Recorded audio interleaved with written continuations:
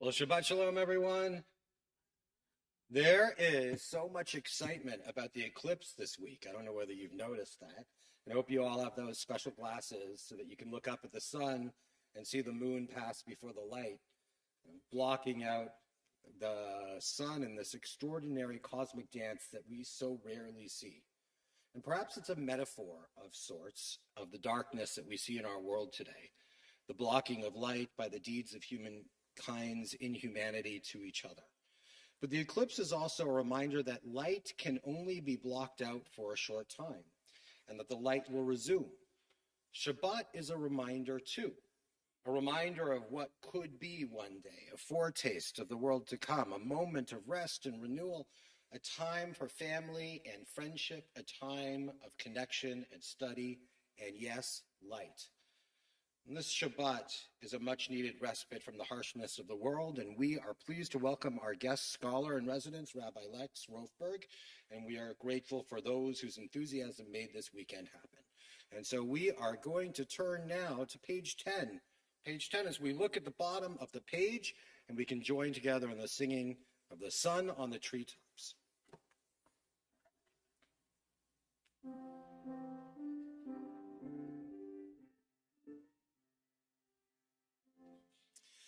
החמה מראש האילנות נסתלקה, בואו ונצא לקראת שבת המלכה. הנה היא יורדת הקדושה הברוכה, ועם המלאכים צפה שלום ומנוחה. בואי, בואי המלכה, בואי, בואי הכלה.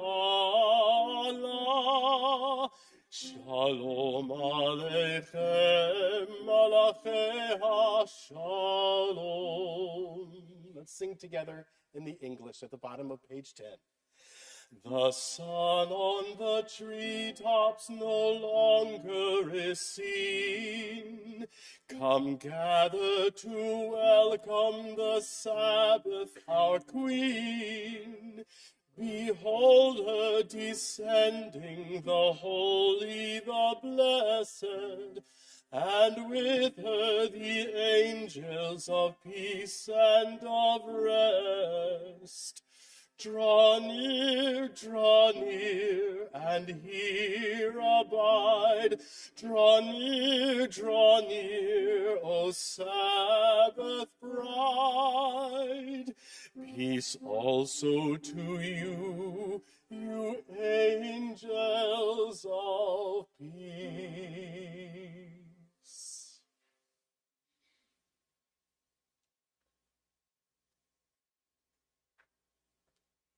We turn to pages 3 and 2 as we kindle our Shabbat lights.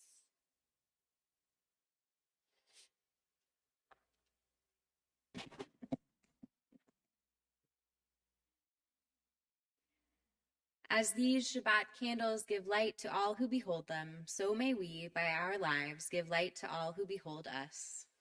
As their brightness reminds us of the generations of Israel who have kindled light, so may we in our own day be among those who kindle light.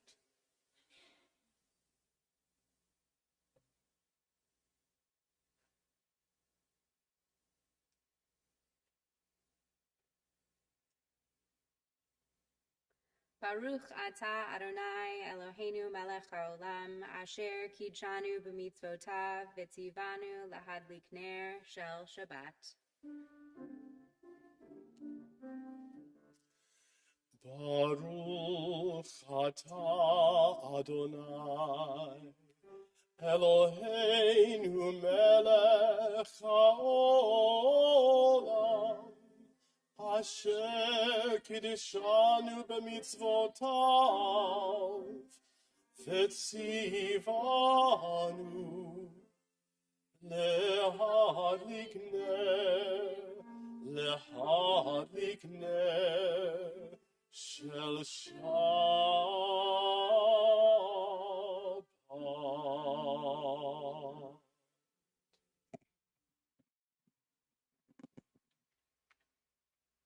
We continue on page 8.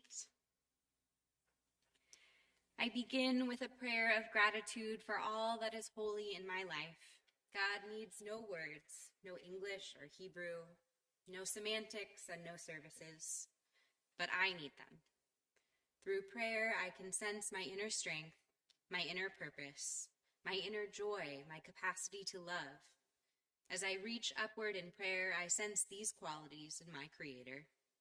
To love God is to love each other, to work to make our lives better. To love God is to love the world God created and to work to perfect it. To love God is to love dreams of peace and joy that illumine all of us, and to bring that vision to life. We turn to page 19 and read together. Page 19. The voice of Adonai kindles flames of fire. The voice of Adonai convulses the wilderness. Adonai convulses the wilderness of Kadesh. The voice of Adonai causes hinds to calve and strips forests bare. While in God's temple all say, Glory. Adonai sat enthroned at the flood. Adonai sits enthroned sovereign forever. May God grant strength to God's people. May Adonai bestow on God's people well-being. We turn to page 24 for Shalom Aleichem. Shalom Aleichem is a song that we sing, and there's a tradition that the song of Shalom Aleichem is welcoming in the ministering angels, that these ministering angels would accompany people from the Shabbat service home to their homes for a Shabbat of peace. So we welcome these Shabbat angels into our midst to begin a Shabbat of peace.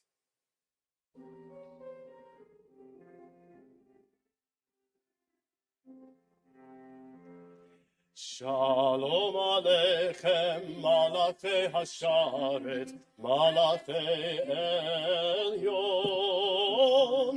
Mi Melech Malchei HaMelachim, HaKadosh Baruch Hu. Doachem l'shalom, Malachei Hashalom, Malachei Elyon. Mi Melech Malchei HaMelachim, HaKadosh Baruch Hu.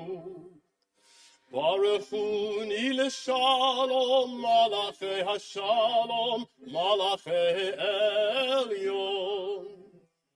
Mi Melech Malchei HaMelachim, HaKadosh Baruch Hu. Seitchem l'shalom, Malachei Hashalom, Malachei Elyon. Mi Melech Malchei HaMelachim, HaKadosh Baruch Hu. We continue on page 27, reading responsively.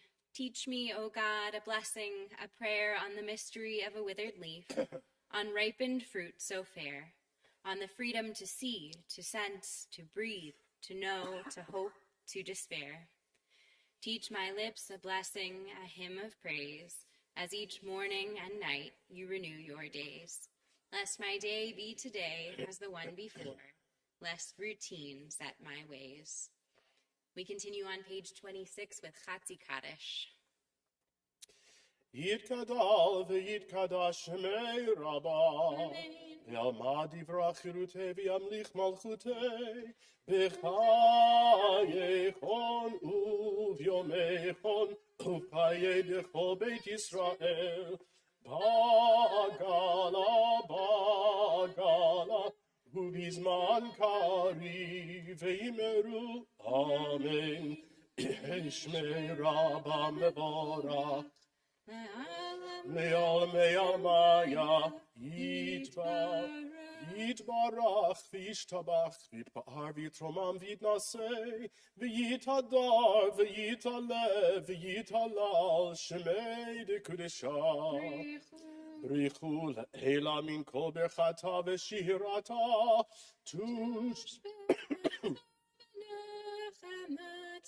Damiran be'alma v'yimeru. Amen. Entrances to holiness are everywhere. The possibility of ascent is all the time. Even at unlikely times and through unlikely places, there is no place on earth without the presence. We rise for the Baruch Hu, our call to worship on page 28.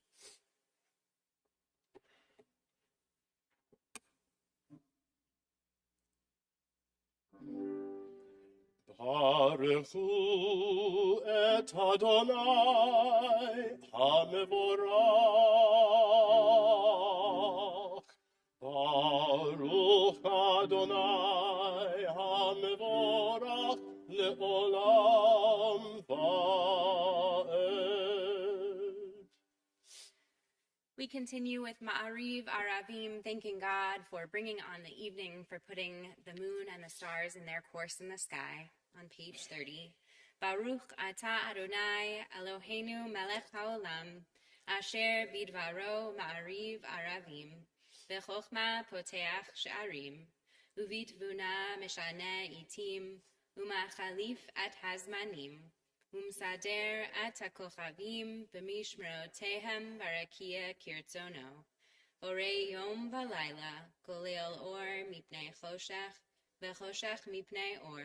Uma'avir yom umevi layla, uma'avdil ben yom uvein layla, Adonai tzebaot shemo. El chai v'kayam tamid yimloch alenu le'olam va'ed. Baruch ata Adonai hama'ariv aravim. We turn to page 33 for Ahavat Olam, speaking of God's everlasting love. Wisdom and wonder, passion and instruction, story and symbol. All these things your Torah gives to us, and the more we devote ourselves to it, the more it grows and gives. What could be a truer token of your abiding love than this holiest of your works and the living language that gives it form? Baruch Ata Adonai Ohev Amo Yisrael. We continue with the watchword of our faith, the Shema, proclaiming God's oneness. Shema Yisrael, Adonai Eloheinu, Adonai Echad. Baruch Shem Kevod Malchuto le'olam va'ed. You may be seated. We turn to page 36 for Vea Halftime. We read together, You shall love Adonai your God with all your heart, with all your soul, and with all your might. Take to heart these instructions with which I charge you this day. Impress them upon your children. Recite them when you stay at home and when you are away, when you lie down and when you get up. Bind them as a sign on your hand, and let them serve as a symbol on your forehead. Inscribe them on the doorposts of your house and on your gates. Thus you shall remember to observe all my commandments and to be holy to your God. I am Adonai your God, who brought you out of the land of Egypt to be your God. I am Adonai your God. Adonai Elohechem Emet. We turn to page 39. Just before we sing these words of Mi Chamocha, the song on our ancestors' lips as they crossed from slavery in Egypt to the other side of the Sea of Reeds, free to be their own people and worship their own God, we read responsively on page 39, Standing on the parted shores of history, we still believe what we were taught before ever we stood at Sinai's foot, that wherever we go, it is eternally Egypt, that there is a better place, a promised land, that the winding way to that promise passes through the wilderness, that there is no way to get from here to there except by joining hands, marching together. Mi chamocha ba'elim Adonai, mi kamocha nedar b'kodesh.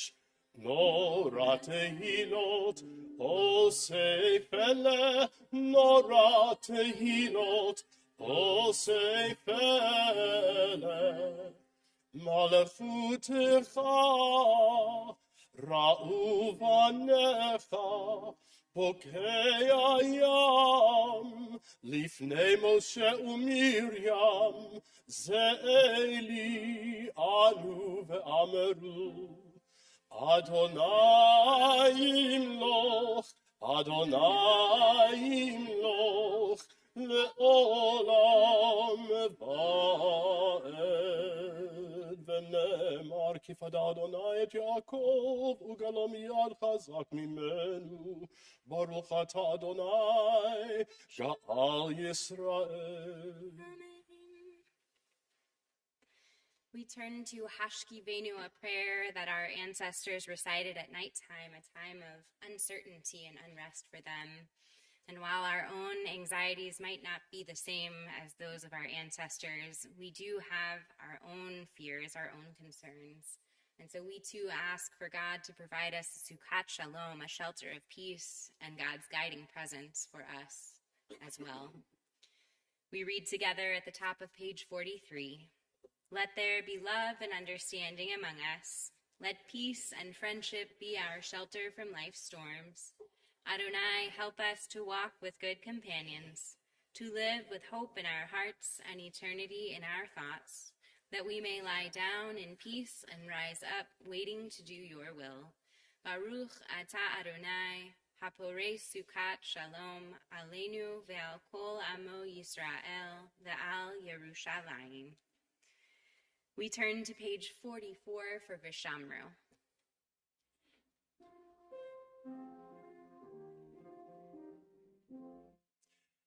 ושמרו בני ישראל את השבת,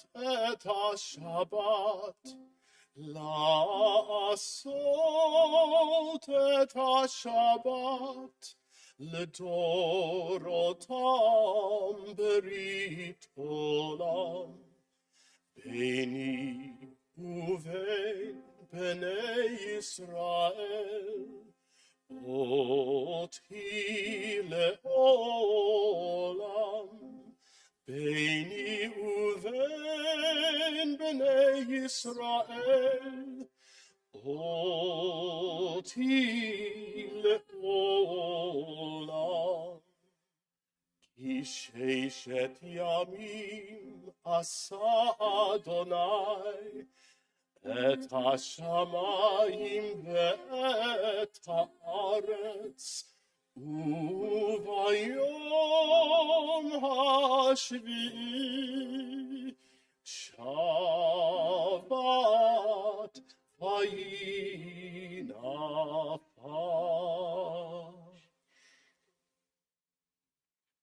On page 45, we are a people in whom the past endures, in whom the present is inconceivable without moments gone by. The Exodus lasted a moment enduring forever. What happened once upon a time happens all the time. We turn to page 46 as we rise for the tefillah.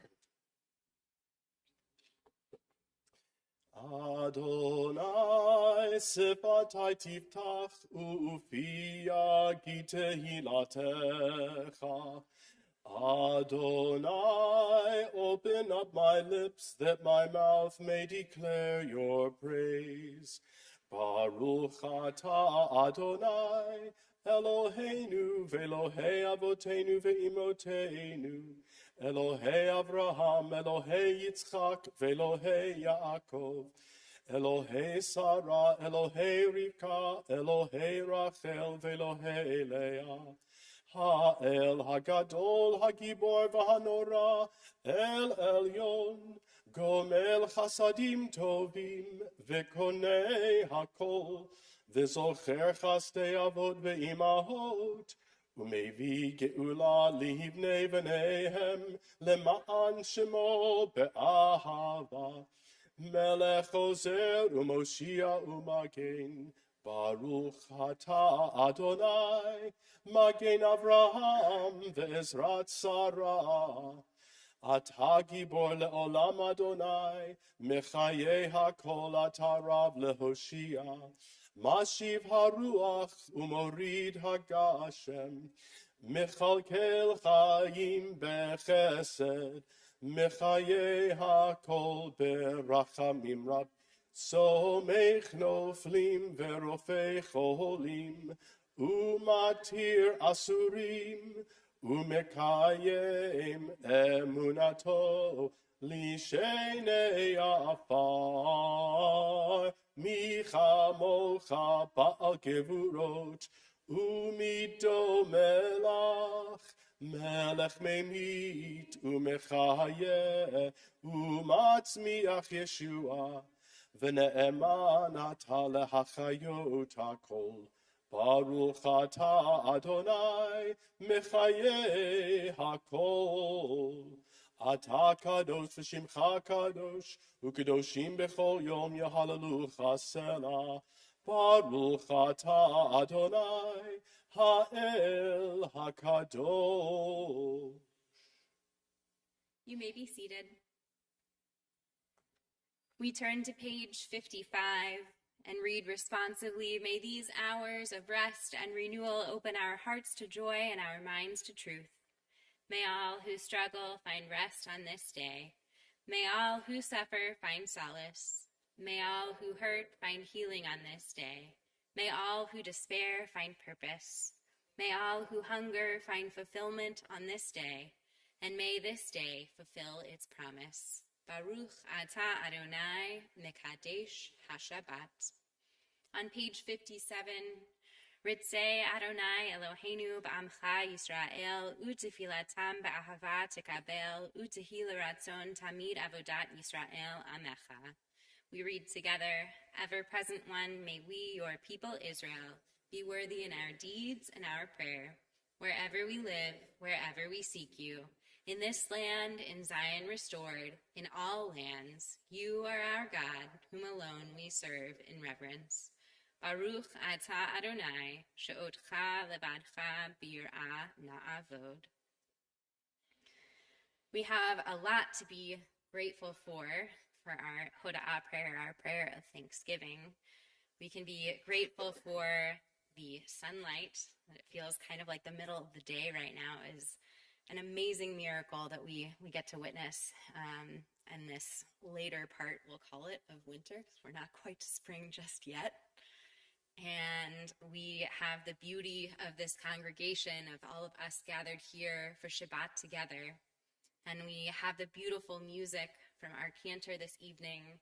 And in addition to our wonderful regular worship service, we also have our scholar in residence, Rabbi Lex Rofberg, who we will have the opportunity to learn from just a little bit later on.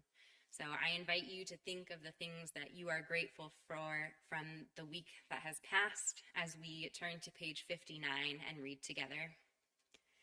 God of goodness, we give thanks for the gift of life, wonder beyond words, for the awareness of soul, our light within, for the world around us so filled with beauty, for the richness of the earth which day by day sustains us.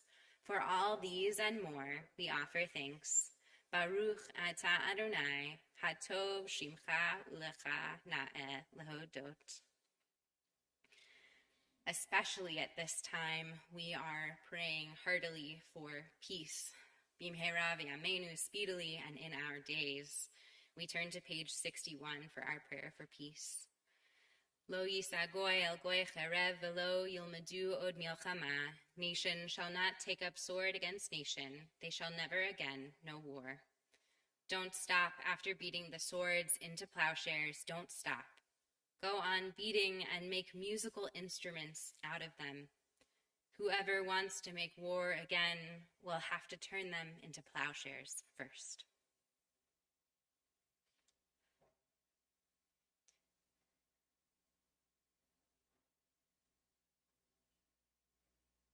We take a moment now for Tfilat Halev, the prayers in your heart.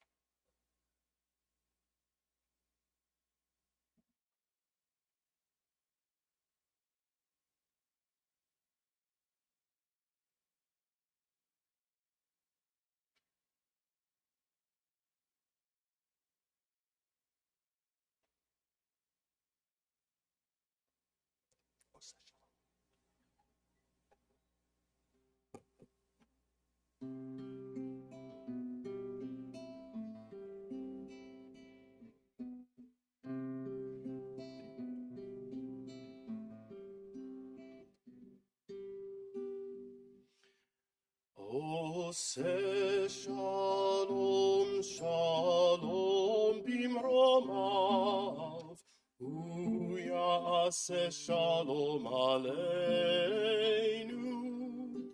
ve'al kol Yisrael, ve'imru amen.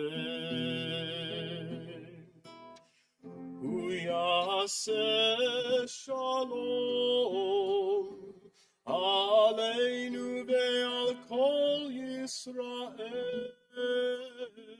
Amen.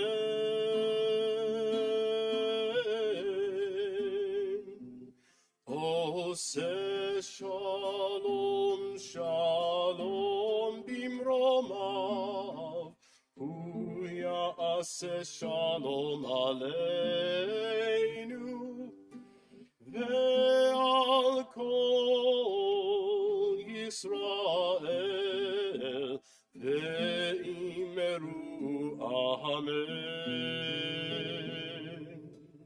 Ve'al kol Yisrael, amen.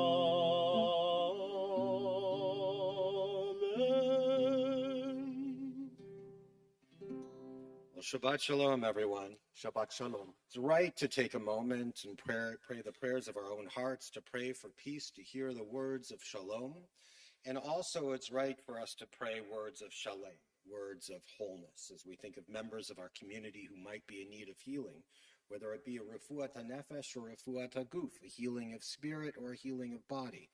Particularly in our hearts and minds, we are thinking of Shendel Batfrida Melka, Julie Borikoff, Carol Dubin, Steve Toplinsky, Esther Cohen, Lisa Furstadt, Hachazan Zara Rachelva Yocheved Alexander, Avram Ben Naftali, Sophia Rubenstein, Marla Chakowski, Michael Sychek, David Rotter, Natalie Cohen, Keith Mandel, Isla Batnatan Vishoshana, Mark Cook, Dr. Susie Mendelson, Michaela Hellenberg, Michal Stroud, Susan Garrison, Ron Slavin, Peter Rotter, Roger Cook, Neil Pinsky, Layla Rosen, David Kleinman, Al Rossman, Wendy Schuster, Ann Becker, Kathy Baker, Jeanette Van Ziel, Ann Katz, Mosey Ramirez, Diane Redman, Mark Ackerman, Ruth Resnick, Ronald Barmazel, Jeff Semmel, Carolyn Newman, Devorah Leah, Yocheved Sarah Leah, Kelly Adiniak, Richard Kranzberg, Ricky Spiegel, Carol Rort, Wendy Pollock, Terry Hammond, Eli Benzman, Bernie Plotkin, George Grimm, Patrick Heppy, Jerry Robert Barth, Morgan Hughes, Shayna Rifka, Simone Leo, and Noah Michael, Claire Vivian Gaster, and Sherry Spitzer. If there are names that should be added to this list or names that should be pronounced differently than I did, I invite you to hold those names in your hearts and turn to these words of tradition. Baruch atah Adonai, Rofei HaCholim. Blessed are you, the source of healing. We turn now to the words of Misha Berach, which can be found on page 253. Misha Berach Avoteinu Mekor HaBracha Le'imoteinu. May the source of strength, who bless the ones before us, help us find the courage to make our lives a blessing, and let us say, Amen. Misha Berach Imoteinu Mekor HaBracha La'avoteinu. Bless those in need of healing with refuah shema, the renewal of body, the renewal of spirit, and let us say, Amen.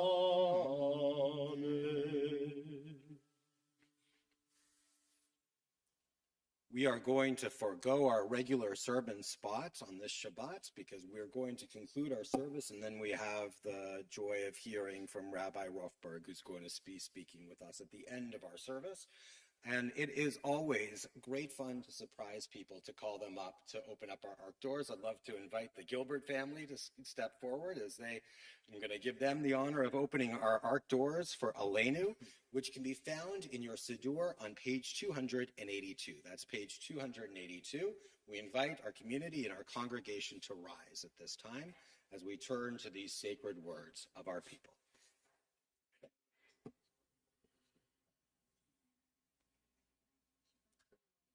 Shabbat Shalom.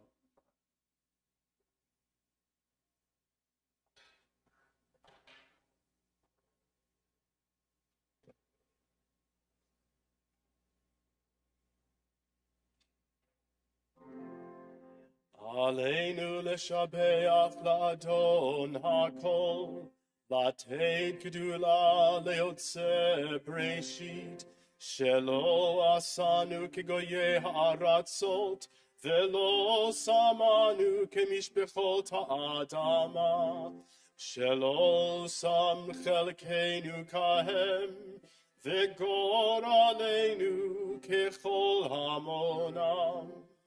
ואנחנו קוראים ומשתחווים ומודים לפני מלך מלכי המלכים הקדוש ברוך הוא. ונאמר והיה אדוני למלך על כל הארץ ביום ההוא יהיה אדוני אחד, ושמו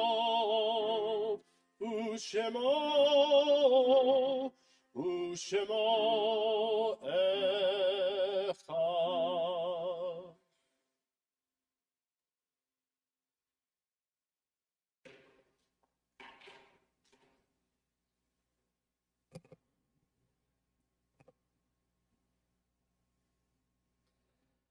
Remain standing now as we say a prayer for our country, which can be found on page 258. That's page 258. Let's read together at the bottom of the page. O guardian of life and liberty, may our nation always merit your protection. Teach us to give thanks for what we have by sharing it with those who are in need. Keep our eyes open to the wonders of creation and alert to the care of the earth. May we never be lazy in the work of peace. May we honor those who have died in defense of our ideals. Grant our leaders wisdom and forbearance. May they govern with justice and compassion. Help us all to appreciate one another and to respect the many ways that we may serve you. May our homes be safe from affliction and strife, and our country be sound in body and spirit. Amen. We also take a moment now to offer a prayer for the state of Israel. And as we do, we take a moment to recognize that it has been 181 days since October 7th. It's 181 days in which there are empty seats in homes across the world, in which parents and children, loved ones and friends wait with endless pain and hope. 181 days in which our siblings are experiencing untold horrors as hostages. We pray that they return, and we pray that the innocents of all nations will know safety and security soon. May they all return home speedily and with a sense of wholeness. So we turn now to page 259. Avinu Shebashamayim, Sur Yisrael v'Goelo. Barech et Medinat Yisrael Reshit Smichat Gulatenu. Again Aleha be'avrat chastecha ufros Aleha sukat shlomecha. Ushlach uracha ve'amitcha l'rasheha sareha ve'yotzeha v'tiknem be'etza tova milfanecha. V'netata shalom ba'aretz v'simchat olam le'oshveha v'nomar. Amen. O Heavenly One, Protector and Redeemer of Israel, bless the state of Israel, which marks the dawning of hope for all who seek peace. Shield it beneath the wings of your love, spread over it the canopy of your peace. Send your light and truth to all who lead and advise, guiding them with your good counsel. Establish peace in the land and fullness of joy for all who dwell there. And let us say, Amen. We are now going to turn our thoughts to those who've passed into life eternal as we turn to page 294. 294 as we think of dear ones. We think of Bob Wallerstein, for whom we mark the period of Shiva. We think of Scott Argenek, Adrian Berggren, Rita Lewinauer, and Maxine Orman, for whom we mark the period of Shloshim. For those, we also think of those for whom we walk in their footsteps, and we recognize and we think about their yard site, and we feel their presence here with us this evening. We think of Al Altman, Harry Aronson, Mildred Ausman, Kent Benzinger, Ann Englander Berkman, Rosalind Blumenthal, Fred Cantor, Harry Cherner, Sidney E. Cohen, Michael Crescenzo, Joseph Famelant, Harold Feingold, Ruth Goss, Louis Gansero, Sigmund Goldberg, Sally Goldman, Natalie Goldstein, James Guy, Nathan Bully Khan, Max Lizier, Kenneth Liebman, Charles Lukoff, Michael Malitz, Max Mayerson, Edward H. Meldman, Harry Minkin, Bernice Paler, Annette Pearl, Stephen Pinsky, Jean Posner, Fanny Rosenberg, Alex Sheffrin, Herman Schiff, Elliot Sharp, Esther Shovers, Faye Silberman, Judith Singer, Ben Smith, and Sarah Wine. In addition to those names, we think of all those who've died due to war and or terrorism, all those who have died in defense of their nation and allied nations' ideals. We think of all those who have died due to the terrible viruses of racism and xenophobia, as well as all those who perished during the Holocaust. If there are names that should be added to the list that we have just spoken, or if there are names that should be pronounced differently than I did, please do call those names out loud as I look in your direction.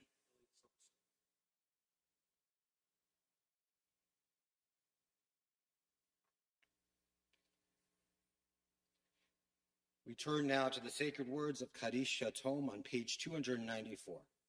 Yit Gadal v'yit Kadash Shmei Rabbah, v'yalma divrach Yeruteh v'yamlich malchuteh, v'chayichon u'v'yomechon u'v'chaye dechol Beit Yisrael, ba'agala u'v'izman kari v'yimru Amen. Yehei Shmei Rabbah mevorach leolam u'lamei almaya. Yit barach v'yishtabach v'yit pa'ar v'yitramam v'yitnaseh. V'yitadar v'yitalev v'yitalal shmei dekudisha b'richu le'ela min kol birchata v'shirata tush bechata v'nechemata da'amiran b'alma v'yimru amen Yehei shlama rabba min shemaya v'chayim aleinu v'al kol Yisrael v'yimru amen Oseh shalom b'imromav Huya say shalom, aleinu ve'al kol Yisrael, v'imru amen. May the source of peace send peace to all who mourn and comfort to all who are bereaved, and let us say amen. You may be seated. We always turn from sadness to joy, and it is a joy to introduce Steve Wallace. We are so fortunate to have visionary leaders here at Congregation Shalom, and Steve Wallace is truly an extraordinary dugma ishit, a symbolic exemplar of everything we want our Jewish leadership to be. He's thoughtful, electrifying, and future-oriented, guiding, and his guidance brings an excitement to our community and our congregation. And now it's a joy to call Steve to our bima to introduce our speaker this evening. Shabbat Shalom, Steve. Shabbat Shalom, Rabbi. Maybe you could put that in writing, Mother. Thank you. Shabbat Shalom, everybody. Thank you, Rabbi Noah. For those of you who are visiting our temple and family and friends of our guest speaker, allow me to extend the warmest of welcomes to Congregation Shalom, whose very name is the Hebrew word for peace. I'm delighted you're joining us for one of our scholarly Shabbat weekends, where we contemplate big ideas discussed by big thinkers with big hearts here in our big and welcoming tent. Shalom in particular, and indeed the entire Reformed Jewish movement, has always embraced the future and found ways to successfully engage with a fast-changing world. And it's in this tradition of contemplating the future that it's a singular pleasure for me to welcome back to Milwaukee Rabbi Lex Rofberg, a shining example of a local kid made good. Now, one of the first things I did upon taking up the presidency of Shalom was to call Lex to ask about the prospects for engaging the next generation of Reformed Jews. How might Shalom thrive and prosper in the years to come?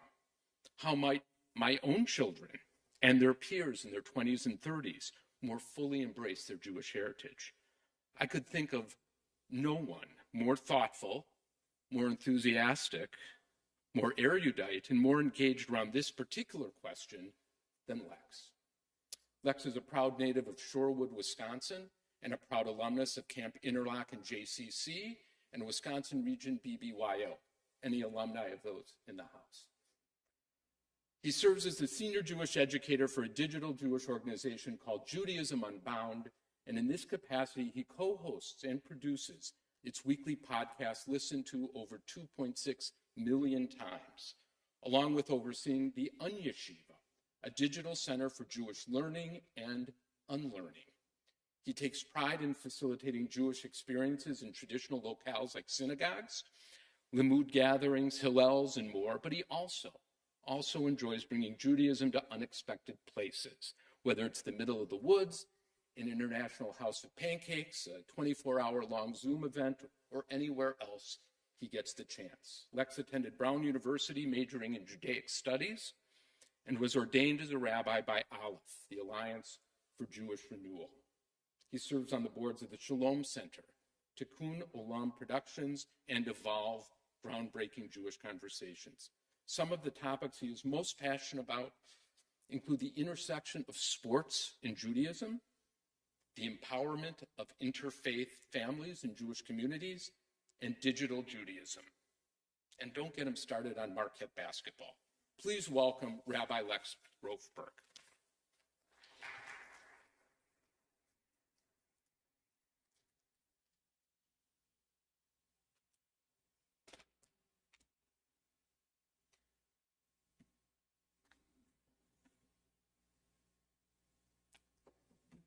Thank you, Steve. That was unbelievably kind of you. If Steve's saying nice things about me, I'm going to say nice things about Steve. Specifically, Steve has been a part of my life since I've been alive. He's been a dear family friend, and his own children, Josh and Hannah, are my age, and we were in diapers together hanging out. And more than that, Steve and I share an alma mater, and he happened to be visiting Josh and Hannah one time when I had my appendix out in college. And before I knew it, Steve Wallace was in my hospital room comforting me, serving as a surrogate parent because neither of my parents were in town. And so that just gives you a window into the kind of person Steve is. I have a custom. Whenever I'm teaching in a new place, I try to learn from the Torah of that space. Steve mentioned I like teaching in a lot of different kinds of spaces. IHOP was one of the best.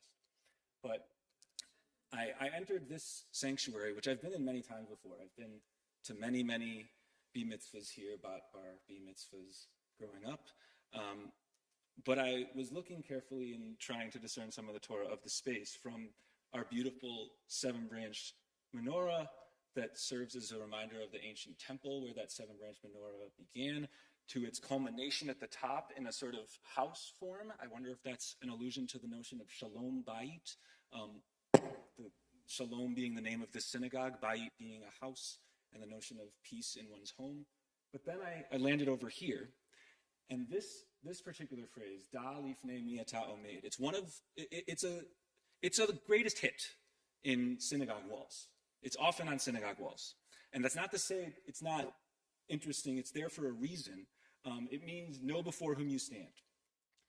And generally, that is understood as talking about God. God is who you stand in front of. Know that you're praying before God. And for those that speaks to, wonderful. I like to take it as a reminder to actually know the person in front of whom you have been praying or standing. And so I'm going to invite everybody to take a second. And as we're transitioning from prayer mode into me schmoozing mode, introduce yourself to the person before whom you've stood. So introduce yourself to the people around you. And I'll sing one round of a nigun, a wordless melody, and then we'll keep going. So introduce yourself.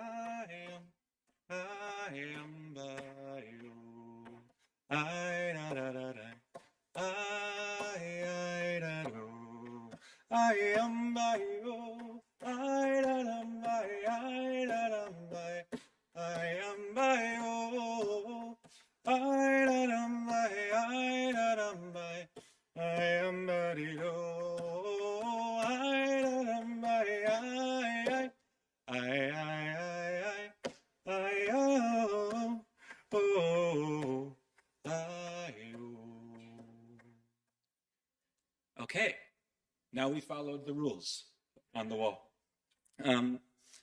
It's a real honor to be here. Thank you so much. I've spoken in IHOPs, I've spoken on Zoom, I've spoken in a number of places, but I have not been a guest scholar in residence at any congregation in my own hometown of Milwaukee until tonight. And it's hard to communicate in words the depth of that moment for me. It means a lot to be back home. And tonight our goal is to start talking about the Jewish future, which is great because by the end of this talk we'll be in the Jewish future compared to now. But we're going to start in the obvious place for talking about the Jewish future, which is the book of Leviticus. 2,600 years ago or so it was written. Ancient past. That's where we learn about the future. Leviticus has a terrible reputation in a lot of spaces for good reason. It's a tough book, and it's got some real grime and nitty gritty in it, a lot of sacrifices, a lot of blood, a lot of rules. But it's actually really future focused. It's our first future focused book of the Torah. If we go in order, Genesis, Exodus, Leviticus. Leviticus is the bronze medalist. Genesis is past focused. Genesis, its purpose seems to be to tell sort of the prehistory of the Jewish people, from the creation of the world through the initial generations of humanity, through the initial generations of what would become the Israelite nation. That's Genesis. It's prehistory. Exodus is now focused. It's a book of urgency. The people need to find a way out of Egypt now. Once that succeeds, they need to build a dwelling place for God. That's what it says over there. It's related to that section of the Torah where we build a dwelling place for God. The tabernacle. And they expressly know that that tabernacle is not going to be used beyond the time in the wilderness. So it's now focused. It can't be future focused. That tabernacle is only temporary. Then we get to Leviticus. Leviticus, rules, regulations, how to properly execute the sacrifices. Not just while wandering in the desert. These are for all time. There's lots of moments in Leviticus where we hear that rules are forever. How to keep the yearly calendar. Not just wandering in the desert. All future generations. Laws of ritual purity, impurity. Eyes are glazing over. That makes sense. It's not the sexiest part of the Torah. It is interested in that which is very practical sometimes, that which we can touch, that which we can feel. Ethical precepts about how we act toward one another, some of which vibe with many of our values and some of which may not. The close of the book, which we'll reach in just a few weeks from now in the yearly calendar, it clarifies the purpose of the book beyond doubt. It clarifies that this is future focused. Because in the second to last Torah portion, Bahar, we zoom out the whole calendar to think about sabbatical cycles, which are cycles of 7 years, and to think about Jubilee cycles, which are cycles of 49 years. Future focused. This is laying out long time, long game, not just short game, not just getting out of Egypt immediately, not just hurrying to make matzah as we do so. Then the punctuation mark to the entire book, Parshat Bechukotai, it's a whole series of blessings and curses, which will come to fruition in the future, theoretically, depending on whether or not we follow all the rules that were just laid out earlier in the book. If you do the good stuff, there will be blessings for the Jewish people. If you do the bad stuff, there won't. All of this future focus, that's the book of Leviticus. Theologically, ideologically, ethically, I have tons and tons of disagreements with the book of Leviticus. It's been used to harm directly a wide variety of different marginalized groups, and its notion of godly reward and punishment based on if you do good, there's going to be good things that happen to you. If you do bad, there's going to be bad things that happen to you. I don't believe it. It's not true for me. But, you knew there was a but coming, you know. But there are elements that I really support and love about it, structurally. The book of Leviticus, more than any other book in our Hebrew Bible, is obsessed with the nitty-gritty, with the practical elements of our lives, our bodies, agriculture, how we relate to the flow of time. That practicality stems directly from the fact that it's a book of futurology. Its role is to begin to envision practically a collective civilization post-Exodus from Egypt that functions in the world, that actually kind of works. When you're enslaved, when you're subjects of another people, you actually don't need to think about that question. How do we build our own society? You don't have that right. But once you're wandering in the desert, and once you can start to envision living in some kind of collective society of your own, you have that right and you have that obligation. Because if you don't, then it's not going to work. So, one of the first elements of the book's futurology is that it has to ask who is entrusted with leadership, who's in charge.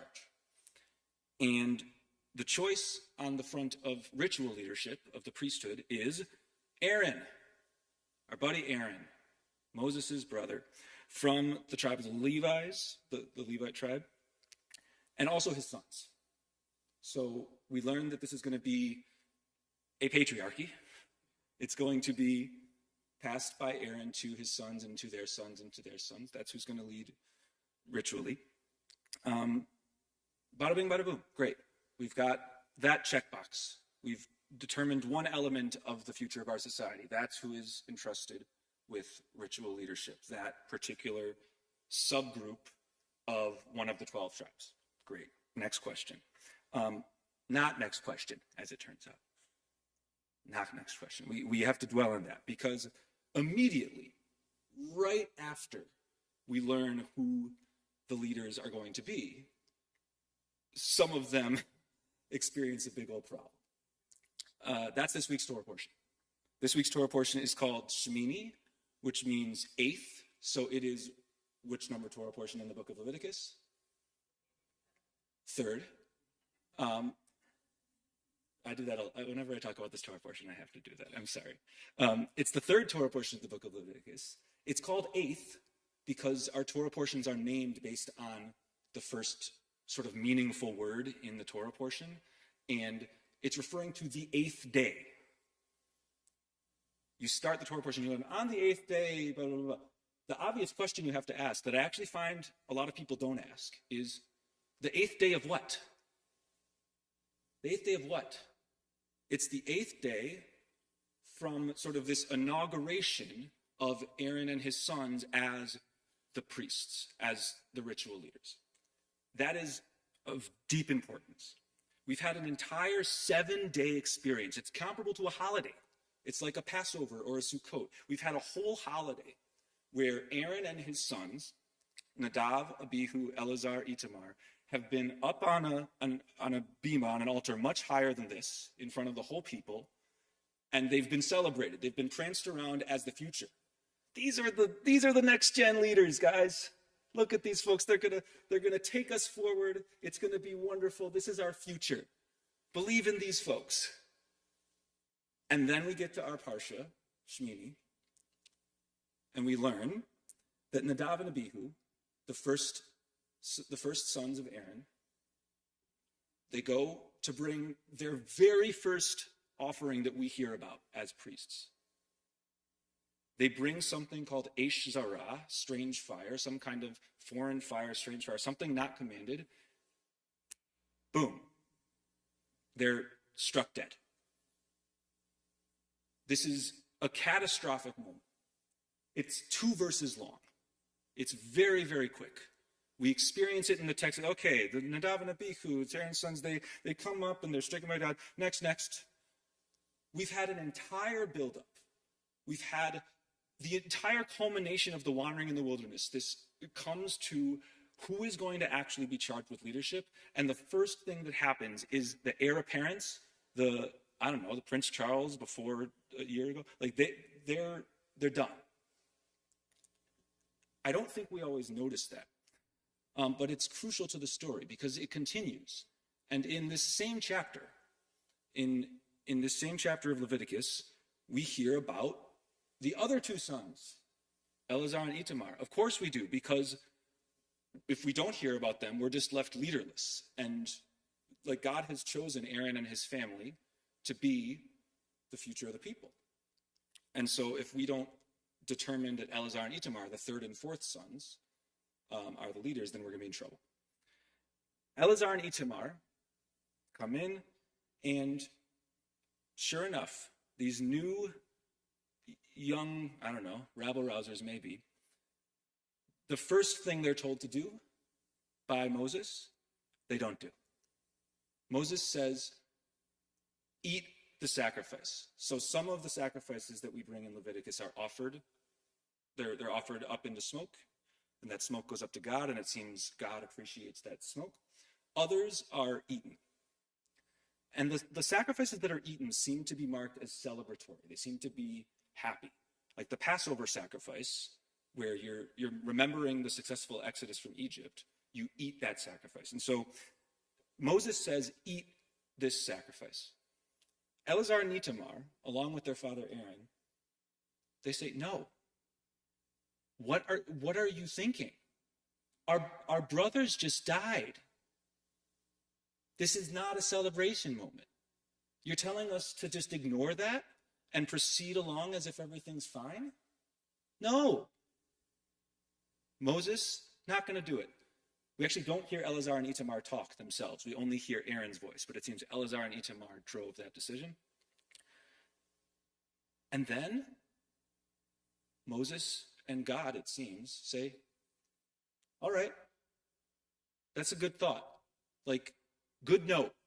Thanks for that. We'll correct that moving forward. We'll recognize that in a moment of grieving for one's family members, you actually change the rules. You actually say that we're not going to do business as usual. And so we have 2 totally different situations here involving the same family. And I believe it's actually one story. So normally when rabbis stand in front of communities and talk about this week, they tend to focus on the first part, Nadav and Abihu. That's the famous part, that these 2 young whippersnappers bring some kind of Eish Sarah, some kind of strange fire. Rabbis for thousands of years have really loved to ask, like, why were they struck down by God? What was the problem here? It seems, according to the text, that they were just trying to connect to God, but they get killed. So God must be right. It must be that they did something wrong. We're going to determine through all sorts of discourse what exactly they did wrong. The other option is that they didn't do anything wrong, maybe. And that God was frustrated that people weren't following God's rules. And that maybe that doesn't reflect well on God. And then right after that, it appears that the story could be telling us that God grows and learns. Oh, we have a parallel situation. Their brothers also do not obey a commandment by God. So they should be struck down too.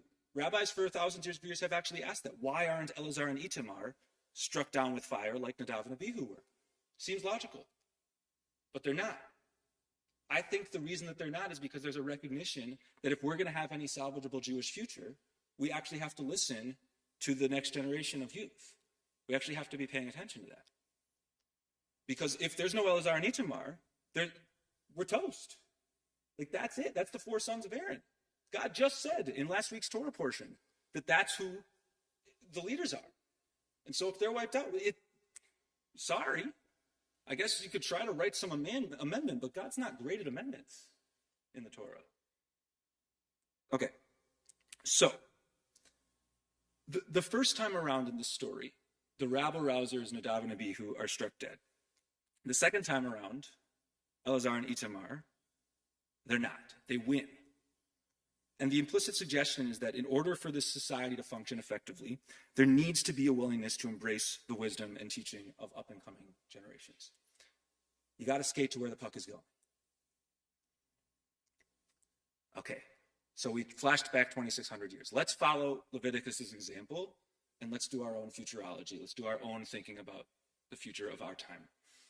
Where's Judaism's puck going? How do we skate toward that in 2024? Okay, so I want to think about this from a few axes, and I'm excited to be schmoozing with all of you about it afterwards. So prep your questions starting now. Allow them to run wild in your head, because we're going to talk afterwards. A few axes of skating to where the puck is going with Judaism. First, geography.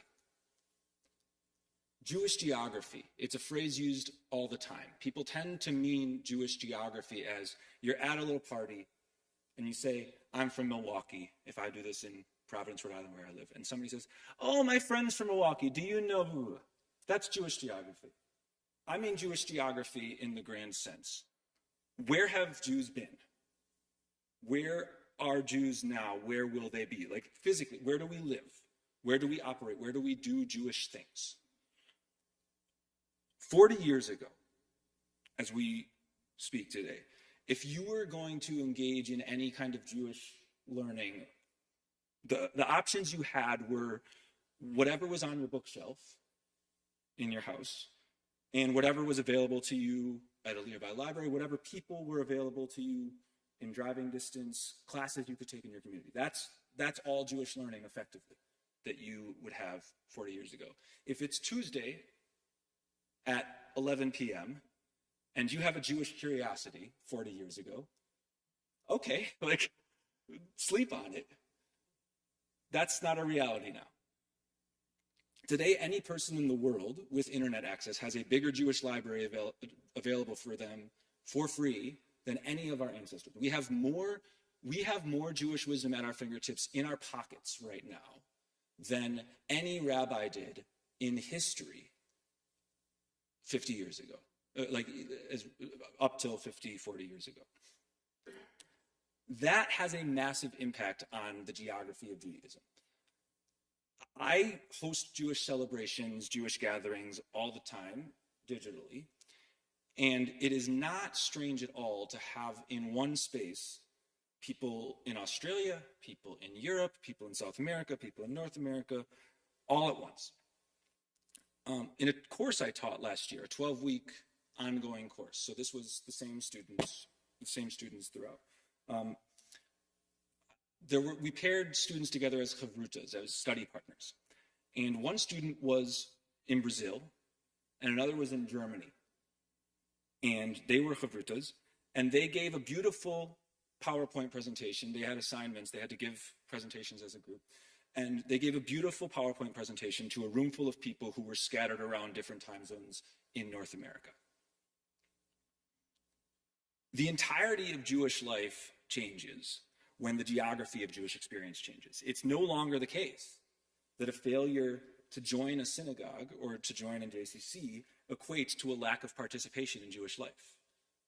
They're just not the same, because there's digital forms of Jewish experience available absolutely everywhere in the world that has internet access. This also changes where Jewish happens on a more localized level. When you have limited access to Jewish learning and community, and it's only through physicality that you can achieve it, that means that your options are the local spaces where there are gatherings of Jewish people. That's just sort of the reality of it. But over the past half century, more and more forms of Jewish experience have arisen, starting with the Chavurah movement, where Jewish gathering and Jewish people are starting to anchor themselves not in particular spaces, but rather wherever they gather. To quote Marvel, Asgard is wherever we are, Asgardians. There's somebody in this room who cares about that reference. It's a diasporic notion, Asgard being where Thor is from. Wherever Jews gather, that's where Jewish is. And more, you find that Jewish experience can happen at an IHOP, can happen in the middle of the woods, can happen wherever we make it. Second front, so that was some Jewish geography. Second front, politics. What have Jews believed about our societies? What do we believe? What will we believe? So there's shifts in all sorts of ways currently happening around Jewish approaches to politics. And that's not new, by the way.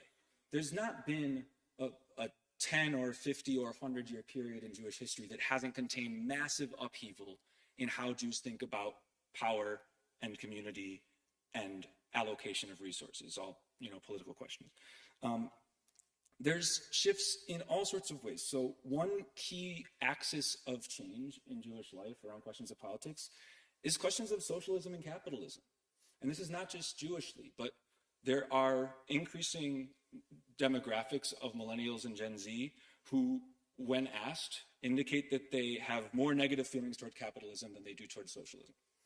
And by the way, I'm going to be sharing a number of different trends, and not a ton of my own political beliefs tonight, but that's one, that the collective Jewish approach to capitalism, socialism, unbelievably active and dynamic right now. And what's interesting about that is it's actually not new. It's not as if American Jews have always been united as behind capitalism. In the early 20th century, there was an entire vast ecosystem of socialist Jewish newspapers and organizations. My own family background includes a great deal of that.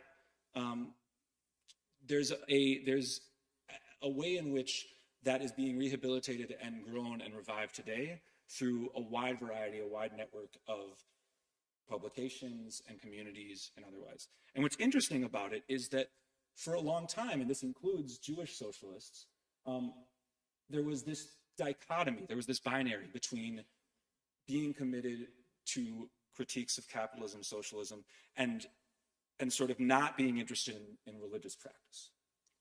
But among millennials and Gen Z, there's actually accompanying this interest in socialism an increased interest in classical forms of Jewish religious practice. There's actually more Jews, including many who identify as anarchists or socialists or other things, who are embracing things like keeping kosher, things like keeping Shabbat in a regular fashion, things that were seen as totally dualistic and sort of mutually exclusive aren't any longer. And it's operating in really interesting ways around the United States. Another clear set of shifts is happening around Israel-Palestine. And we're seeing, not just among younger Jews, but among all generations, a drastically different approach to questions of Zionism and sort of increased normalization of asking those big questions about Zionism. And we're seeing that within Jewish life and outside of it, there are the norm that the relationship to Zionism that the United States has had for many decades, it's being questioned in a wide variety of circles. And again, I'm not so much here tonight to say my own views about whether that's a good trend or a bad trend or a neutral trend. But what's clear is that the Jewish relationship to questions of Israel and Palestine is in the midst of massive, massive change.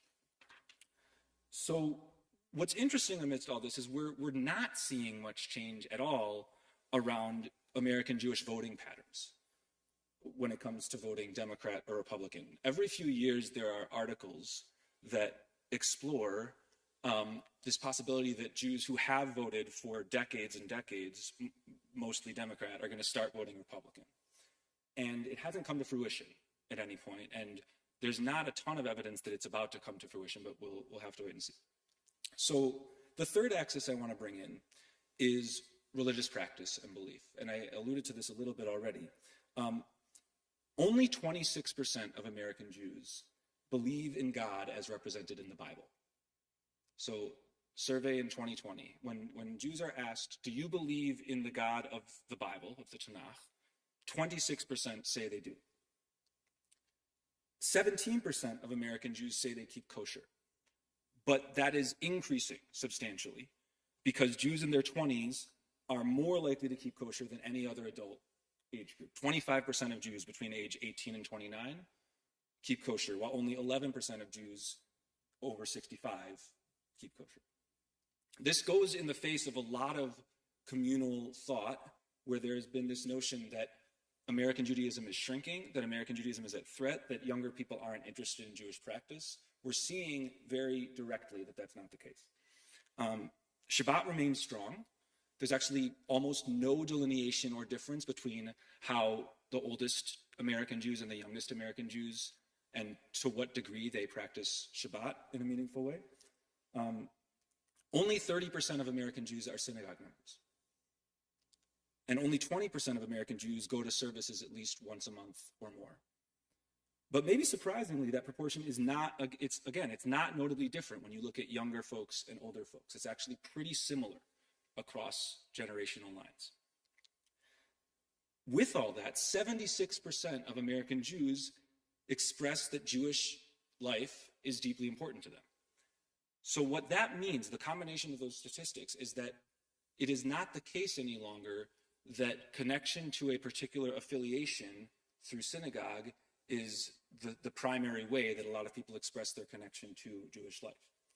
And obviously I'm saying that in a synagogue space, and I say that as somebody who values deeply what synagogue communities bring. But what it opens up, the exciting opportunities it opens up, is that synagogues actually are operating in a broader system of forms of Jewish meaning making. And it means that there's more of a push to really get creative and really try different things, because synagogues are, among different forms of Jewish institutional structures, typically the kinds of communities that have the most resources and the most beautiful spaces like this to offer incredible Jewish experience. So the last front is demography. Who have Jews been? Who are we now? Who will we be? So I mean that in a few ways. First, Jewish population numbers in the US are growing drastically. There were somewhere in the neighborhood of 6 million American Jews a few decades ago, and statistics suggest now between 7 and 7.5 million American Jews. Like I said, many measures of religious behavior are also growing. Orthodox Jewish communities in the US are growing, and so religious Jewish experience is actually experiencing immense growth in the United States, which flies in the face of the 1970s and 80s, which were really worried that American Jewish life was about to have a catastrophe, largely due to things like intermarriage that were seen as threatening the future of the Jewish people, but which have actually led to growth in the Jewish population. Only 75% of American Jews under 30 identify as straight. 25% identify as LGBTQ+. Jews of color make up somewhere in the neighborhood of 10 to 15% of the entire American Jewish population. And among Jews under 30, the number is closer to 20%. So the notion that to be Jewish is to be white, it hasn't been true, but it's becoming less and less true with each passing year. 17% of American Jews were born something other than Jewish. 1 in 6 American Jews converted. That is a much bigger number than I think many people guess when they are thinking about American Jewish population. The question of who Jews are and who Jews will be, that future is not just about who, genealogically Jewish people's children will be. It is the question of who those who are not Jewish are that then feel attracted to Judaism and become Jewish. Interfaith families have become not only common, but the norm. Over 70% of Jewish marriages in recent years contain precisely one Jew, not two. There's ways to, you have to say it a funny way, because if you say the percentage of Jewish marriages, or the percentage of all marriages, but the percentage of Jewish marriages that contain one Jew and one person who is not Jewish is 70%, over 70%. So that's a lot of stats I threw at you, and again, we can talk about all this later. But the bottom line is that questions of where Jews do Jewish, questions of what Jews think, questions of who Jews are in the midst of unbelievable change. But what's refreshing about that is this is not the first time that's been true. That's actually been true over and over again throughout Jewish history. So we don't have to worry that this change is going to wipe us out. The longest and most storied Jewish tradition is changing or upending Jewish tradition. That's the one that we've done the most.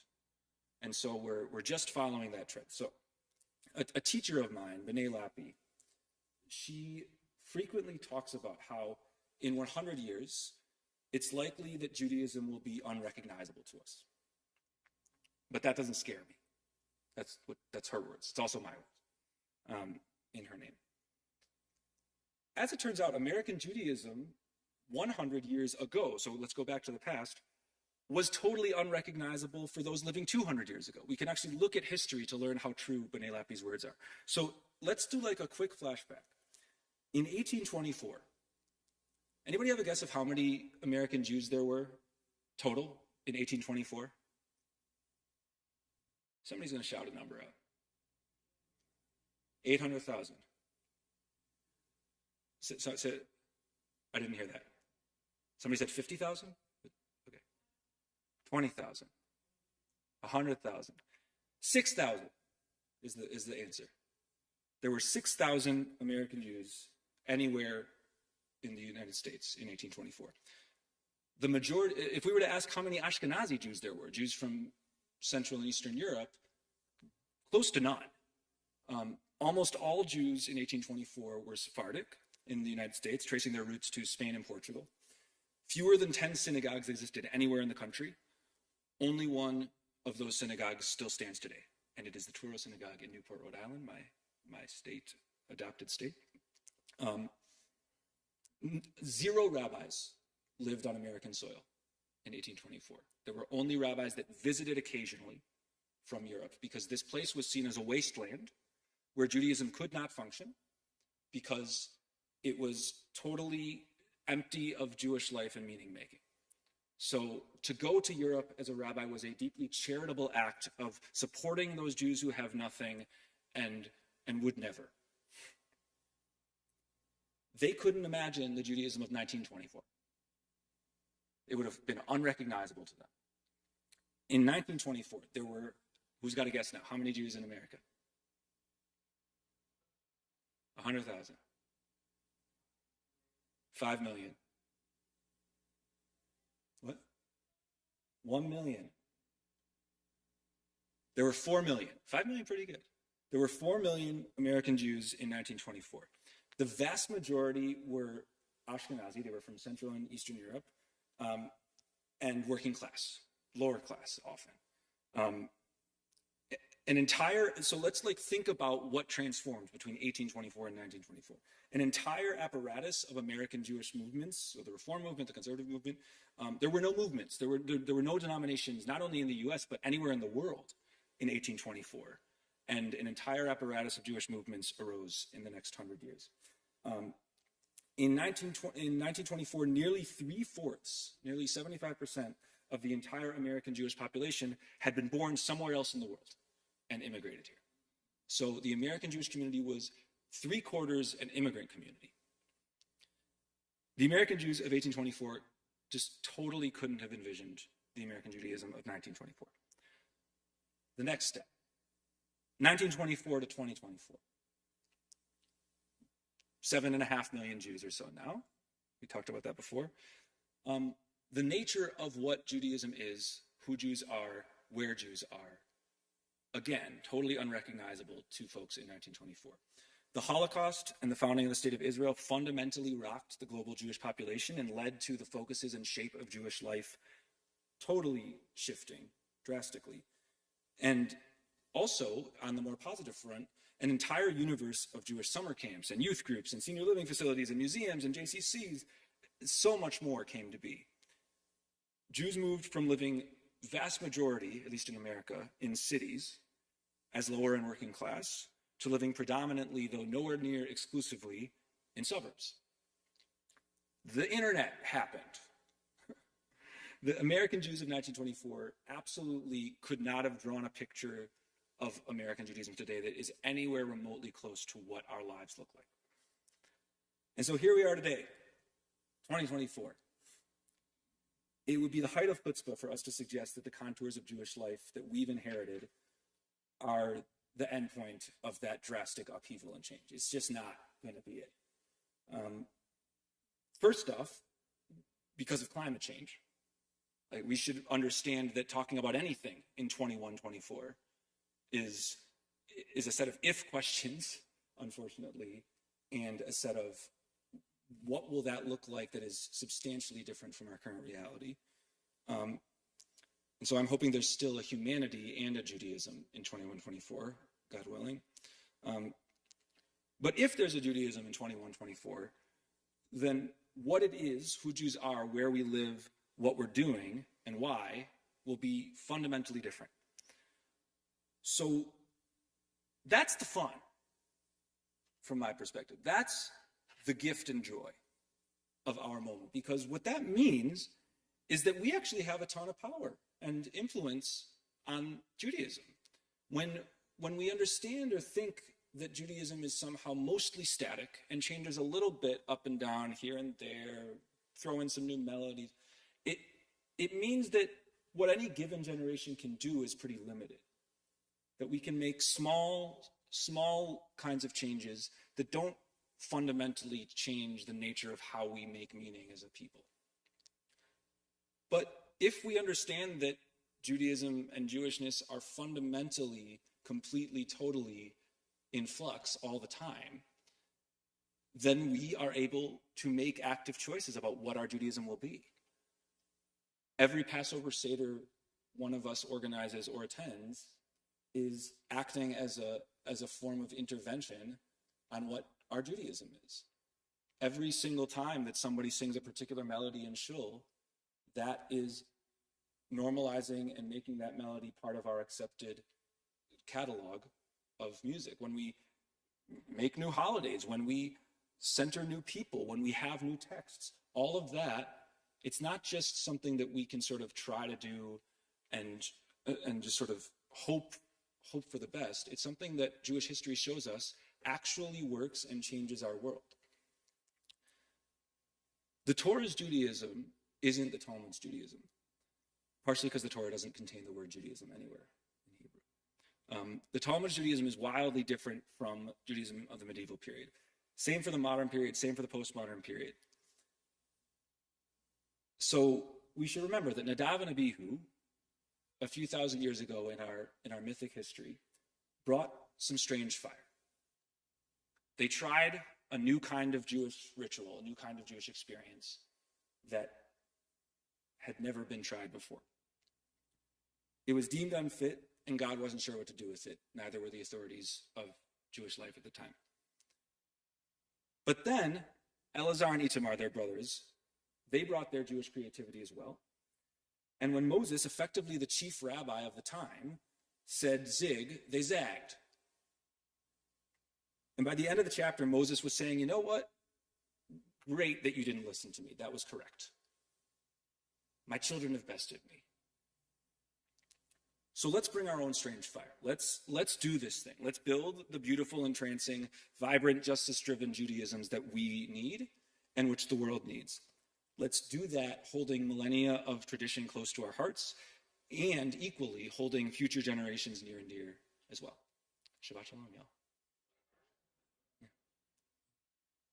So is Q&A here, or is Q&A here, or is it? Yeah. Yeah.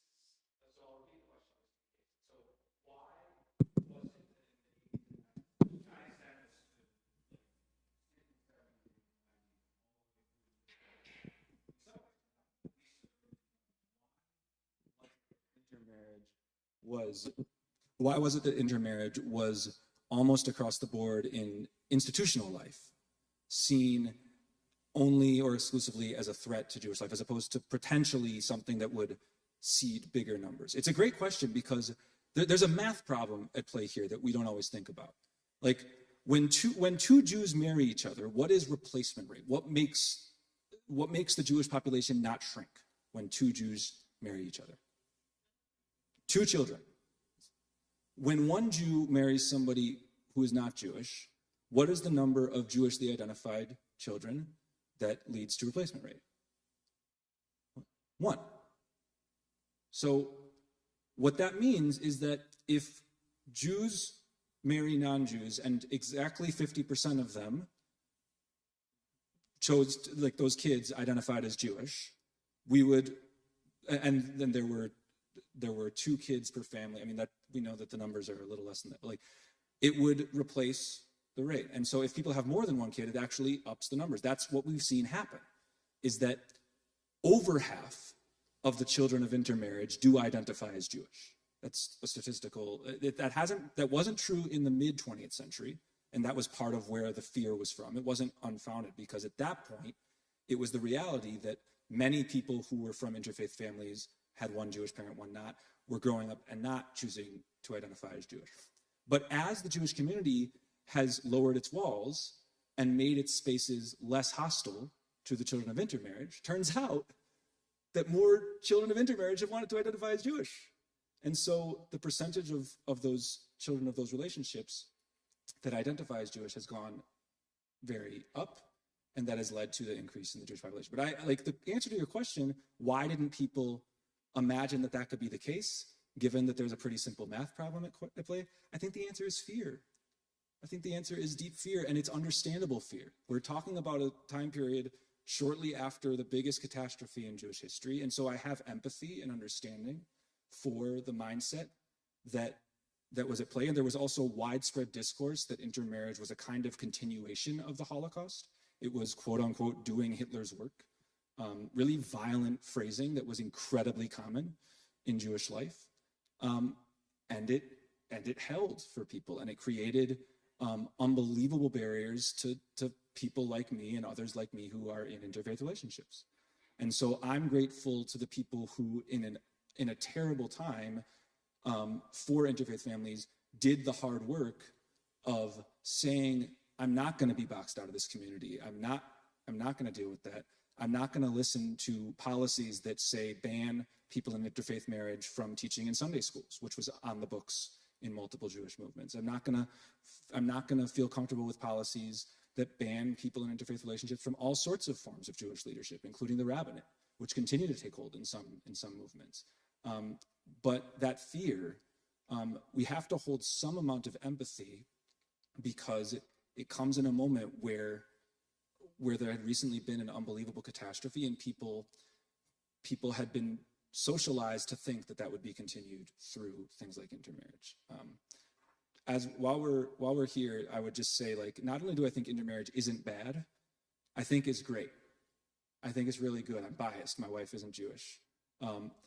The Jewish experiences that I have with people in the room who are not Jewish are those that call me to unpack why I feel connected to these rituals. They call on me to articulate effectively what these holidays or rituals even are. And that serves me. In addition to that, actually allows me to grow and think Jewishly. So when I've had a partner who, there was a time where we had our first holiday together for the whole year, that year was probably the year I grew most in my relationship to those holidays. So I'd say that was a longer answer than I meant, but open the floor.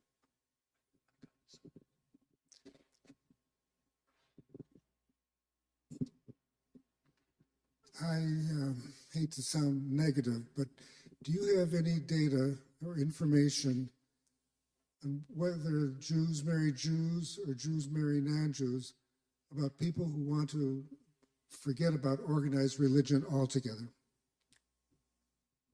So there's a lot of different angles. Sorry, I'll repeat the question. Is there data about whether people who are intramarried Jewish or intermarried or single, I presume. This question of people who are uninterested in organized religion altogether. So there's many directions to go on that. What I'd say is a lot depends on how we're defining organized religion. So if we're defining organized religion as affiliation with what surveys tend to call houses of worship, I think Shalom is many other things besides house of worship, many other wonderful things. But if we're talking about that, then we have a crisis of American interest in religion. There are many fewer people, Jewish, Christian, Muslim, like across all levels, affiliating with that set of institutions. If we understand organized religion, or even just religious practice generally, as a broader set of notions, as many other forms of spirituality, of individual practice, of communal meaning making, that can include anything from meditation practices to communal forms of connection and discourse and conversation, like, then we're not having a crisis. And so what I'd argue is that we're seeing change to how American people and American Jews practice their religion, as opposed to a death of religion. I will say that if the question is like classic forms of God belief specifically, that is struggling. I do think that there are, I mean, it's funny, America actually has much higher rates of God belief than the rest of the world in almost every area of the world. But the ways in which people understand that God belief are often forms of just like a general higher power, something bigger than myself, and not necessarily a commanding, creating deity that I pray to or believe in. And so that's in flux, that's changing. But what I'd say is I really like a lot of the spaces that evolve when people are trying to craft actively creative forms of Jewish practice and religious practice. And so I don't experience it as a kind of death or struggle. I experience it as like a really exciting new set of modalities.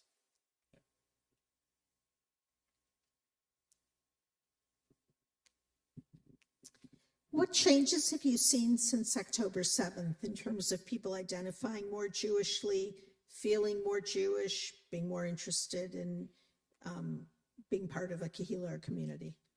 Yeah, so across the entire political spectrum of American Jews, from the most Zionist of Zionists to the most anti-Zionist of anti-Zionists, since October 7th, there has been a massive uptick in interest in Jewish communal participation. That's true across the spectrum. And it makes sense, right? Like, this is like Israel, Palestine is front and center for the broader population. And so American Jews are in a situation where, like it and not, like it or not, other people are certainly talking about Jewish experience and about Israel, sometimes in ways that are anti-Semitic. Again, I would say that across this political spectrum. For me, I am very fearful in particular of forms of anti-Semitism that intersect with white supremacy, and which we've seen mobilized in violent attacks. But there's anti-Semitism happening. And so a lot of folks have wanted to be with their people, with Jews.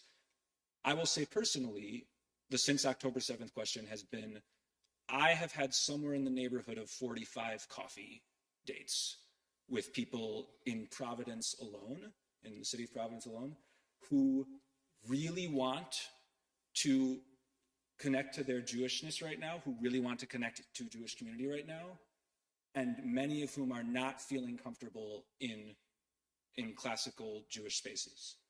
And the reason for that is a lack of alignment politically. And I think there's also people who are feeling called to Jewish life, who are very conservative, much different politically than me, that also feel like they don't have Jewish. I mean, I think there's people that are sort of focused on their relationship to Jewish life to a much greater degree than normal. And there's even new forms of Jewish community that are arising from sort of, I don't know, like people who are disaffiliating from other organizations and setting up new things.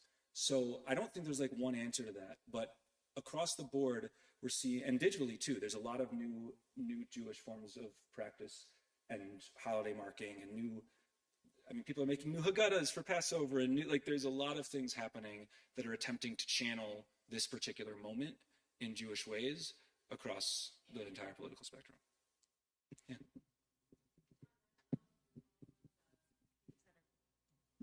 With, especially with the young adults who are in colleges right now, who are trying to express their Jewishness but are afraid to, and they're in their safe space as they think they are, and they do not get the support from the administration across the boards. I mean, it's happening in Madison, it's happening in New York, it's happening all over the place. I mean, I was kind of disheartened and kind of really surprised when the presidents of those three colleges were at the Senate hearings, and they just couldn't acknowledge or say anything to support those students. And many of those students still today are very much in fear of showing their Jewishness, going and doing things because of fear of some sort of retribution. What is your thoughts on that? So it is hard to be a college student right now. I think that is true across ethno-religious identity and across the political spectrum. I can speak more to specific campuses I know well. I led high holiday services the past couple of years at Brown in Providence, and I am personally connected to many students there and many spiritual leaders there and all sorts of people. There is a huge disconnect there and broadly, because I also, when I was in college, I was on Hillel International's board as a student representative, but I'm connected to people at other campuses too. There's a huge disconnect between discourse about college campuses and expressed sentiments of students on college campuses. So there was a poll recently that actually asked people across the entire age spectrum whether and to what extent there was anti-Semitism on college campuses. And the age group that said there was the least anti-Semitism was 18 to 24. So the people that are on college campuses said that there was less anti-Semitism on college campuses than people who were much older. And the people who thought there was the most anti-Semitism on college campuses were the oldest American Jews. And I can pull it up on my phone afterwards, but I will find it. This actually connects to the intermarriage question. Like, we have these accepted truisms in American Jewish life and broader, where it just becomes a fact after a while that anti-Semitism on college campuses, and specifically towards pro-Israel students, that's usually how it's couched. Because, by the way, a lot of the students that I'm connected to at Brown and other places don't think of themselves as pro-Israel and are also experiencing anti-Semitism and are also being, some of them have had charges pressed against them for their activism by their universities. Some of them have been targeted by their own Jewish student organizations on campus. And so that's not to say they're the only one. There are also Jewish students who do identify as Zionists who are experiencing really terrible things. But I think we simplify on a mass level what's happening on college campuses to just the norm is that people criticize Israel and they do so in anti-Semitic ways. When I experience being on these campuses, and like, to be clear, there were hundreds of students at Brown who were protesting in support of Palestine solidarity stuff in the center of campus a few months ago. There were many, at first there were 20 Jewish students arrested who were part of that protest. And then a couple weeks later, there were 40 or so, mostly non-Jewish students arrested. And there's also simultaneously people who are doing Zionist advocacy who are hearing absolutely heinous things from their classmates on campus and being targeted in problematic ways. And so I think the moral of the story is that it's hard to be on college campuses right now. But when we distill it to a particular sort of, usually in Jewish life, pro-Israel organizing strategy, I think we miss out, because I want equally to be there for the students who their Jewish practice is in fact to speak out in criticism of the Israeli government. Like, that's actually something that they understand as an extension of their Jewish being. And that might challenge people for whom the Jewish practice is to mobilize in support of Israel and its military action. But in terms of sort of the futurology of it, my hope is that we can build Jewish communities that don't create red lines around political opinion, and rather are there across that spectrum so that people are able to, whether it's pray together, whether it's do Torah study together, whether it's celebrate holidays together, across those kinds of divides, which are really intense. There is not Jewish unity on this, and there hasn't been. The word anti-Semitism with anti-Israel or anti-Palestine, that they're using that across the board as a general term, as opposed to being I'm anti-Israel or. Yeah. Oh, I'm sorry. Are they understanding with the word anti-Semitism, or are they using it as a global word instead of saying anti-Israel or Hamas? I Sure. think it's much more of like, I'm an anti-Semite because I don't like what's going on in Israel. I do. So the question of what they are doing is tough, because like there's many different actors here and many different ways in which people are fighting against anti-Semitism, some of which I think are good and some of which I think are really doing a lot of harm. I do think there are many projects that are conflating criticisms of Israel, especially staunch criticisms of Israel, with anti-Semitism. And I think that that does a lot of damage, because then there are people for whom real forms of targeting Jews as evil, as having global control, as otherwise, they are seen as, oh, it's just one of those other things that people are claiming alongside Israel criticism. And so that conflation does a lot of damage. I don't want to speak so broadly as to say that everybody fighting anti-Semitism is making that problematic conflation, but I do think it's common enough that I feel called to fight against it pretty regularly.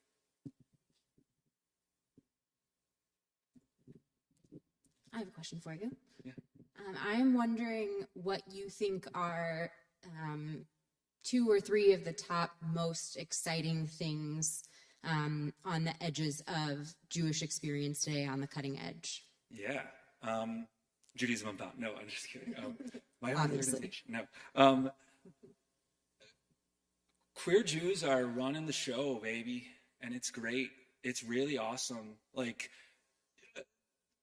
in digital Jewish space and in offline Jewish space, the empowerment of LGBTQ plus people is next level. It's really, I don't want to say we've solved all our problems, especially on the T and Q, especially in terms of trans empowerment and inclusion. There's a lot of work to do, but you use the phrase cutting edge. In a lot of communities that are experimenting with Jewish practice, it's just sort of, you don't even have to ask, like, the people at the front of the room are often queer in an L, a G, a B, a T, a Q, or multiple forms. And I feel that that's amazing, because when people who are marginalized by society writ large take ownership of Jewish texts, they find in it teachings and Torah that people who are less marginalized don't. I see that with my own interfaith experience. Like when I read the Torah, B'nai Lappi, who I quoted before, she talks about donkey stories. She's lesbian and she leads an organization called Sfara, which is very much on the cutting edge. And a lot of her students are the people that are at the forefront of this. She talks about donkey stories. And what she means by that is if a donkey read the Torah, they'd notice all the donkeys. Right? Like we read the story of Abraham and Isaac, and they go up the mountain, and it says, "Oh, he saddled his donkey." Like we just go on to the next sentence. But if you're a donkey, you would notice particular things about that, right? Like we all have donkey stories. We all have pieces of Jewish tradition where we see ourselves. And in order, like, I believe that there's a saying that every Jew has their letter of Torah, or there's different ways of saying this. I believe that every single Jew has Torah unique to them to bring to the world. They have teaching that only they can provide. And I think that every day that we don't find it in every person in the world is a failure of a day. And so when we build rich, diverse communities that specifically empower those people whose Torah has been less likely to get to the front of the room in the past, really good stuff happens. And so I really cherish the connections I have in the communities I have that are led by queer Jews. This is also happening around Jews of color, especially since 2020 and since George Floyd. Like, there are entirely new, there's a whole apparatus of organizations by and for Jews of color that have come to be in the last like 4 years. And that has long been needed. I mean, the idea that all Jews are white has been really overhammered. It's not true. I mean, first off, like, the Jews in the Bible weren't white. Like, they were living in an area of the world where that doesn't make any sense. So that's level one of this. But today, I still remember being on the track and cross country team at USM when I was growing up, and we got a new coach, and his name was Richard Benjamin.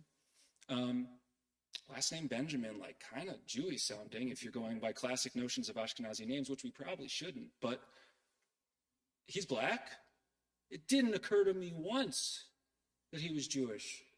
And then the day that I decided, I don't even know why, that I wanted to wear my yarmulke while at a track meet, and I was told by the Wisconsin Athletics Association I couldn't do that because bobby pins are jewelry, and that I would have to scotch tape it.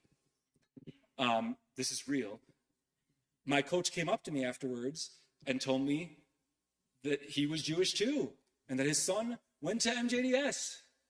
Like, it never occurred. Like, it just didn't. Did anybody ever tell me that there were no black people who were Jewish? No. But it just was inculcated into me. And again, 1 in 6 American Jews are Jews of color.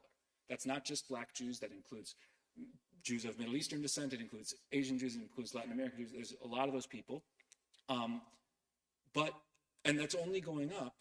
And I'm excited that we finally are starting to create organizations that actually speak to that and feature those people. So that was 2. You asked for 2 or 3. So 3, I'm going to say, I mean, these are all like new groups of Jews that are taking a lot of wonderful Torah space. People are excited about like weird, nerdy texts. It's really awesome. Like, I think folks out there, they presume that like the thing that young people want, like they want to connect to pop culture. Like, tomorrow night we're talking pop culture. It's going to be amazing. Pop culture is a Jewish practice. When we offer in our digital organization classes that explore Judaism and pop culture, Judaism and sports, they tend to be very small. And then when we offer like classes on particular nerdy angles on Jewish mysticism or the Talmud, or I'm teaching a class right now about the Book of Jubilees, which we'll talk about tomorrow, which is a book from the Apocrypha, this signed set of Jewish texts. Those are huge. Like, people actually want to dive into that. And I think that for a long time, there was this kind of internalized anti-Semitism that a lot of us carried, where we thought of our own tradition as just like legalistic and icky and specific, and like, can't we just focus on like Jewish culture? And I love Jewish culture, but there's a love and a relationship to our Jewish textual tradition that really seems to be flowering right now. And so that excites the heck out of me. Well, thank you so much for coming and sharing your Torah with us tonight and for answering our myriad of questions. We are going to move into the oneg for this evening. And I also want to give a special thank you to Nancy Kennedy Barnett for sponsoring this evening. And so we're going to move into our oneg. So please join us in Clearfeld Hall. And if you have any other questions for Lex, he will be at the oneg and happy, I'm sure, to answer them. Thanks, y'all.